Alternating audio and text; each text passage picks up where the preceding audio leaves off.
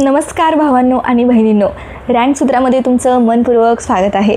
आजच्या व्हिडिओमध्ये आपण मुख्यमंत्री माझी लाडकी बहीण योजनेबाबत आलेले एक अतिशय महत्त्वाचे अपडेट जाणून घेणार आहोत। अनेक दिवसांपासून महिलांच्या मनात एकच प्रश्न आहे, लाडकी बहीण योजनेच्या 1,500 रुपये वाढून 2100 होणार का? याच संदर्भात आता एक नवीन माहिती समोर आली आहे। देशाच्या पंतप्रधानांच्या आर्थिक सल्लागार परिषदेने या योजनेबाबत एक महत्त्वाची शिफारस केल्याची चर्चा आहे। या व्हिडिओमध्ये आपण त्याबद्दल सविस्तर माहिती जाणून घेणार आहोत, त्यामुळे हा व्हिडिओ शेवटपर्यंत नक्की पहा। सर्वप्रथम ही माहिती नेमकी काय आहे ते समजून घेऊया। उपलब्ध माहितीनुसार पंतप्रधानांच्या आर्थिक सल्लागार परिषदेने एक अहवाल तयार केला आहे।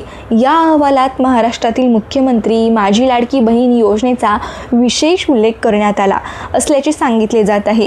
या योजनेमुळे महिलांना आर्थिक आधार मिळत असून तिचा सकारात्मक परिणाम दिसत असल्याचेही नमूद करण्यात आले आहे।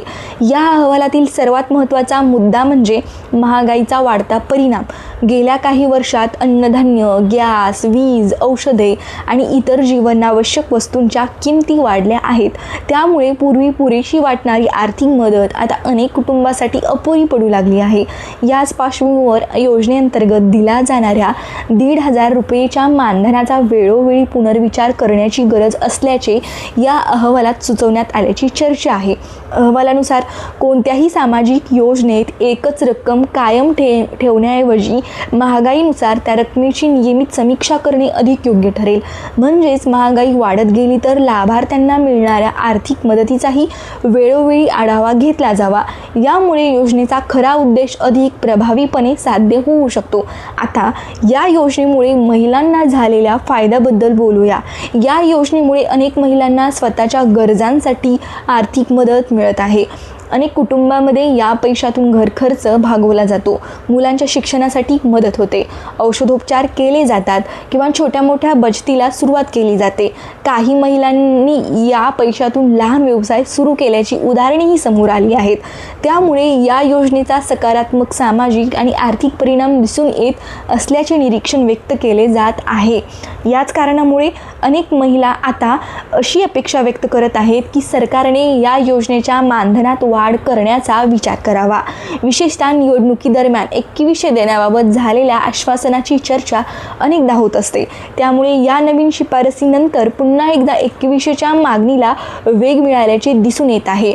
मात्र येथे एक अत्यंत महत्त्वाची गोष्ट लक्षात ठेवणे आवश्यक आहे। आर्थिक सल्लागार परिषदेची शिफारस म्हणजे सरकारचा अंतिम निर्णय नसतो।